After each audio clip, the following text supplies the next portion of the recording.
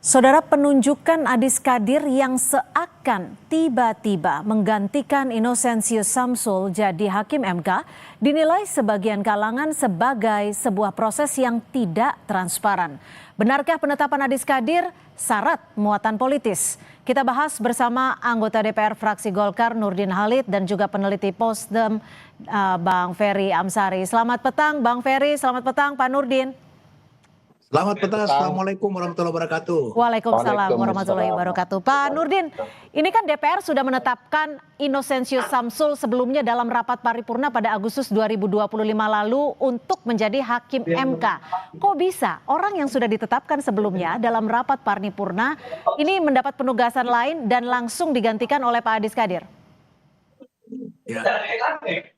Jadi saya tidak terlalu memahami latar belakang daripada berdasarkan telah ditetapkan itu kemudian tidak jadi. Itu saya tidak paham situasi itu, tapi yang saya pahami adalah bahwa jabatan dan karir itu kan pilihan dan takdir. Jadi Pak Adis Kadir itu bukan merupakan penunjukan, bukan merupakan perwakilan, itu yang saya paham ya. Dan kalau kita lihat dari sisi kapasitas ya, Pak Adis Kadir itu kan doktor hukum, master hukum, doktor hukum, sekarang sudah profesor di bidang hukum. Jadi dari sisi kapasitas tidak perlu kita ragukan kompetensinya Pak Adis Kadir dalam menjalankan tugas sebagai hakim Mahkamah Konstitusi.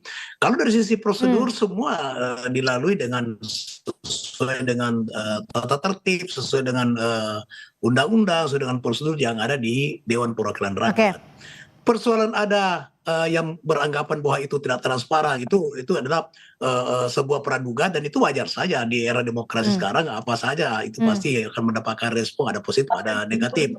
Nah, bagi Partai Golkar sangat senang karena ada kadernya yang terbaik yang sekarang sudah tidak menjadi kader lagi. Tapi sebelum kita ke sana, Pak Nurdin. Ya, sebelum kita ke sana Pak Nurdin, ini kan kalau kita melihat prosesnya seakan begitu cepat, seakan begitu terdesak ketika sudah ditentukan dalam rapat paripurna Pak Inosensius, tapi langsung digantikan. Apa yang sebenarnya terjadi? Apa sebenarnya yang melatar belakangi hal itu? Cepat atau lambat itu kan proses teknis saja. Yang penting bahwa proses itu dilalui sesuai dengan peraturan yang berlaku, sesuai dengan undang-undang, sesuai dengan tata tertib DPR, sesuai dengan mekanisme yang telah ditetapkan dalam pemilihan setiap hakim konstitusi atau pegawai konstitusi. Itu yang paling penting, yang salah. Oke, kalau kita sebut itu sah secara hukum dan juga legal. Tapi apakah secara etika itu cukup benar? Nah sekarang kalau saya tanya apakah ada pelanggaran etika? Pak Adis Kadir itu ya sebelumnya kan dinonaktifkan oleh partai karena situasi pada saat itu. Tapi kemudian ketika disidang oleh MKD itu tidak ada pelanggaran etika oleh Pak Adis Kadir sehingga tidak ada. Nah kalau sore sekarang ini itu tidak ada pelanggaran etika itu. Nah kita lihat dulu kapasitasnya. Apakah Adis Kadir itu punya kemampuan, punya kapasitas, punya kompetensi untuk jabatan itu? Menurut saya dari sisi keilmuan kemudian pengalaman Pak Adis Kadir itu kalau nggak salah sudah 3 periode DPR. Jadi sebagai legislator kemudian sebagai praktisi hukum juga beliau sudah memiliki kompetensi yang sangat bisa diandalkan untuk menjadi hakim konstitusi gitu. Oke, saya ke Bang Ferry. Bang Ferry, bagaimana Anda melihat pemilihan, penunjukan dan juga dipilihnya Pak Adis Kadir sebagai hakim MK di saat Agustus lalu nama Inosensius Samsul sudah ditetapkan? Ya, pertama ada dua problematika serius. Satu, cacat prosedural sesuai dengan ketentuan Undang-Undang MK bermasalah. Dan kedua, nir etika baik yang memilih maupun yang dipilih. Melanggar undang-undang karena melanggar prinsip-prinsip dalam seleksi hakim konstitusi. Misalnya kita ambil contoh prinsip keterbukaan. Praktik sebelum ini, sebelum kasus Pak Aswanto dan Guntur Hamzah, lalu dilanjutkan Pak Inosensius dan Pak Adis Kadir, DPR itu melakukan proses terbuka dengan pengumuman terlebih dahulu di berbagai media massa. Prof. Nurdin Halid bisa lihat itu peralihan perubahan itu. Di pengumuman itu dibuka kesempatan orang yang punya syarat atau memenuhi syarat untuk mendaftarkan dirinya sebagai calon hakim MK, lalu akan di fit and proper test di DPR, lalu dilakukan pemilihan. Jadi itu prinsip keterbukaan dibaca di penjelasan Undang-Undang MK, salah satunya pengumuman kepada publik. Bahkan setelah pengumuman lalu ada orang yang mendaftar, DPR membuka ruang bagi publik untuk memberikan masukan. Aneh sekali proses ini tidak ada yang sesuai dengan prinsip itu. Kedua, syarat jadi hakim konstitusi itu kan berdasarkan konstitusi 4 ya. Satu, integritas ya, lalu kemudian negarawan, paham ketatanegaraan dan konstitusi. Saya mau ke poin itu Mbak sebentar. Poin itu menjelaskan begini, bagaimana seorang negarawan adalah orang kami tangkap Bang Ferry. Belum, ini belum nangkap. Silakan, singkat dulu. Bertindak atas kepentingan negara, bukan dirinya sendiri. Bagaimana orang yang bicara soal gaji DPR lebih penting, lalu ingin DPR naik, sementara gaji honorer belum ya. Lalu orang ini yang menimbulkan keributan di bulan Agustus. Sekarang dia menjadi wasit konstitusional kita. Harusnya statement itu, negarawan itu lebih mendahulukan diri orang banyak dibandingkan dirinya sendiri. Nah bagi saya aneh nih pilihan ini. Kedua yang bermasalah itu adalah soal apa yang kita sebut nir etika.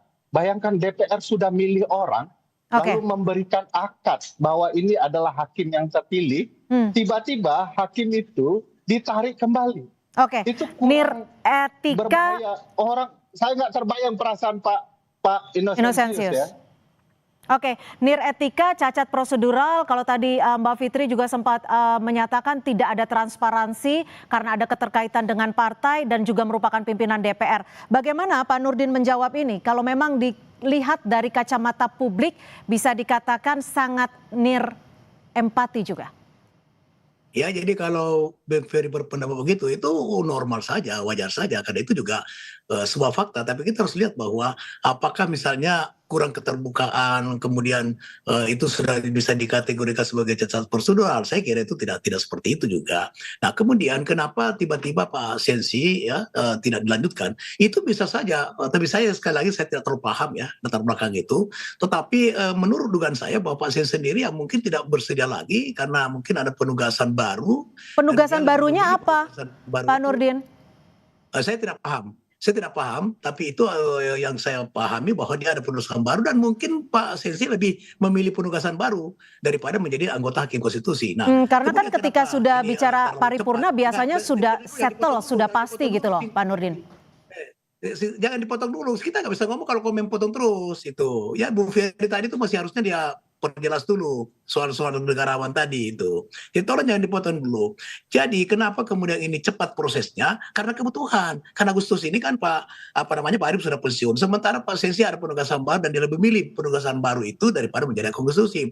Itu yang membuat salah satu faktor sehingga ada percepatan dalam pemilihan itu. Tapi yang paling penting bahwa seluruh prosedur itu kemudian dilalui oleh DPR sesuai dengan tata tertib, sesuai dengan undang-undang. Itu saya kira itu yang paling penting.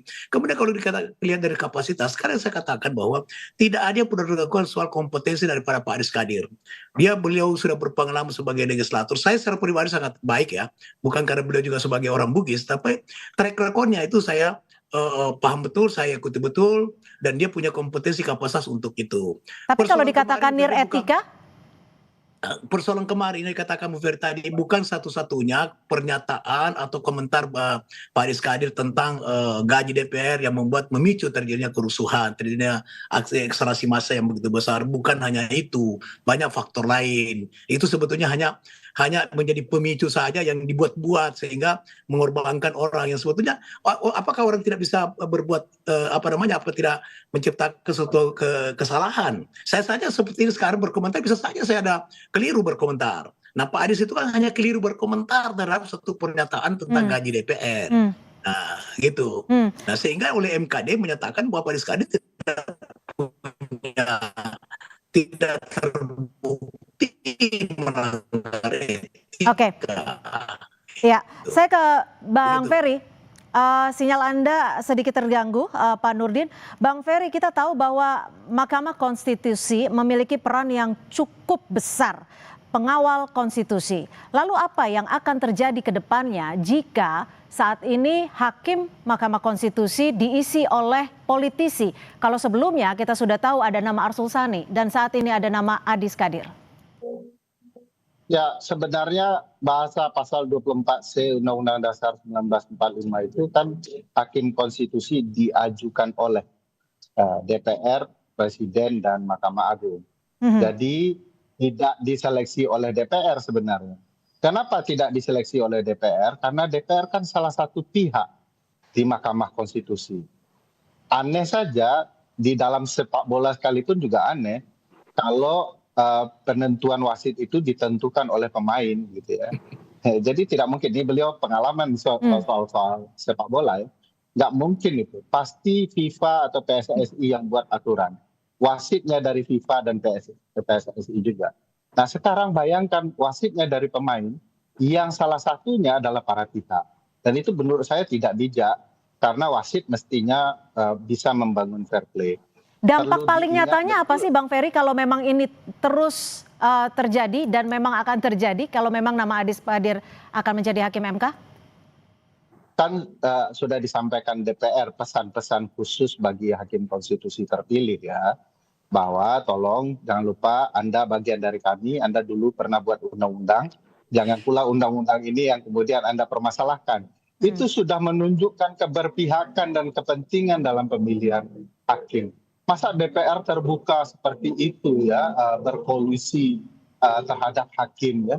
Itu mau wasitnya wasit utama maupun wasit hakim garis itu Pak Nurdin sudah nggak fair itu karena bisik-bisiknya sudah terdengar secara terbuka. Jadi dampaknya ya adalah kepentingan publik melalui undang-undang dan segala macamnya. Oke, bagaimana Pak Nurdin menjawab kekhawatiran publik ini sendiri dan juga menjawab independensi dan kekuatan dari MK? Ya, jadi apa yang disampaikan Bu Peri itu adalah itu kan dugaan ya, bahwa dibisikkan. Bisa kita buktikan secara fakta. Pak Rusani itu dulu dari DPR. Ketika menjadi Fakta di sidang. Silakan Bang Ferry. Di sidang DPR itu saya sampaikan, itu disampaikan di dalam sidang di DPR secara terbuka. Baik itu di keterpilihan Pak Adis Kadir maupun Pak Innocentius. Dan hakim-hakim konstitusi lainnya di DPR juga dititipkan pesan itu. Jadi itu bukan dugaan tetapi fakta yang disampaikan dalam sidang di DPR. Tidak perlu dibuktikan sesuatu yang sudah terlihat di depan publik. Saja seperti itu, tapi itu kan bukan semacam sebuah pernyataan yang bersifat instruktif atau perintah atau harapan ya. Kenapa? Karena independensi seorang hakim agung itu sangat tinggi dan di MK itu sangat menjunjung tinggi namanya kode etik di MK itu. Oleh karena itu maka saya yakin Bapak Adis Kadir itu bisa independen. Dia akan pasti berbuat sesuatu di MK itu sesuai dengan jati diri MK, sesuai dengan kode etik di MK, sesuai dengan harapan masyarakat di mana MK sebagai penjaga konstitusi. Tapi saya juga menyatakan sama Bu Ferry, sekarang ini mohon maaf ya saya termasuk orang yang menurut saya juga MK banyak keputusan-keputusannya juga yang tidak konsisten. Ya, Bung Ferry pasti tahu itu. Bapak kan ahli tata negara itu, ya, ahli hukum itu. Itu konstitusi misalnya dulu berkali-kali termasuk Bung Ferry ikut mengajukan judicial review tentang presidential threshold tidak pernah dipenuhi. Kemudian tiba-tiba dipenuhi. Nah, pertanyaannya apakah kemudian tidak ada latar belakang politik? Jadi semua di negara demokrasi Bung Ferry itu pasti ada unsur politiknya. Nah sekarang politiknya itu apakah merupakan politik yang yang berkepentingan untuk kepentingan negara atau kepentingan masyarakat atau kepentingan kelompok, yang tidak benar lah kalau bersentuhan dengan kepentingan kelompok. Tapi sepanjang kepentingan negara, kepentingan bangsa, maka unsur politik itu memang bagian daripada proses demokrasi. Ada jaminan untuk itu Pak Nurdin? Karena di sana ada kode etik. Ada kode etik. Jadi kalau kode etiknya diterapkan, nggak mungkin seorang hakim agung itu mau Bang Ferry, ada kode etik Bang Ferry? Sudah dijamin oleh Pak Nurdin? Saya setuju dengan poin bahwa banyak masalah di Mahkamah Konstitusi. Tetapi kan kalau mobilnya bannya bocor, kita tidak mengganti bannya dengan ban bocor lainnya kan. Jadi bagi saya yang diperbaiki adalah hukum acara Mahkamah Konstitusi agar segala putusan MK bisa dikawal. Nah ini sayang juga nih teman-teman di DPR Pak Nurdin, masalahnya di undang-undang hukum acaranya yang diperbaiki undang-undang Mahkamah Konstitusinya. Padahal hukum acara penting untuk membangun proses peradilan yang pasti, terbuka dan jauh lebih baik. Tetapi jangan kemudian hakimnya yang punya masalah. Kita harus membangun trust permainan politik ketatanegaraan kita di Mahkamah Konstitusi. Sebagai wasit mereka harusnya orang-orang yang kredibel, yang bisa terpercaya, yang tidak memiliki pertanyaan publik, itu paling bagus ya.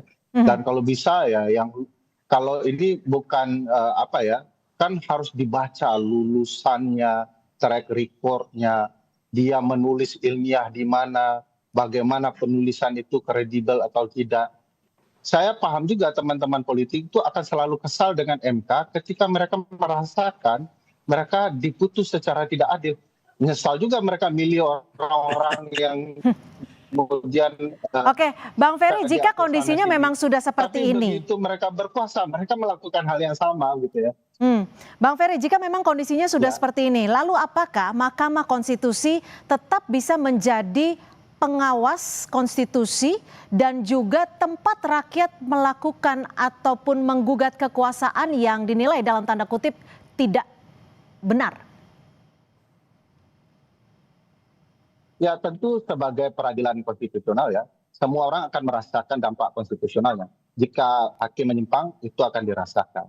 Dan kalau mereka benar, mereka akan bahkan melindungi MK. Kita tahu kasus putusan Mahkamah Agung nomor 60 yang kemudian disidang di MK, dan MK melindungi kepentingan publik. Publik marah kalau itu mau diganggu oleh DPR. Nah, apakah kita bisa berharap? Berharap itu sesuatu hal penting sebagai orang hidup ya. Saya meyakini masih banyak putusan-putusan MK yang baik. Di tengah lautan putusan MK yang dikritik oleh publik, dan saya rasa MK sedang memperbaiki diri. Oleh karena itu politisi berupaya mengganggu MK saat ini dengan menempatkan wajah-wajah yang dipertanyakan publik. Baik, terima kasih peneliti Posdem Ferry Amsari, dan terima kasih juga Pak Nurdin Halid, anggota DPR fraksi Partai Golkar. Terima kasih, selamat sore.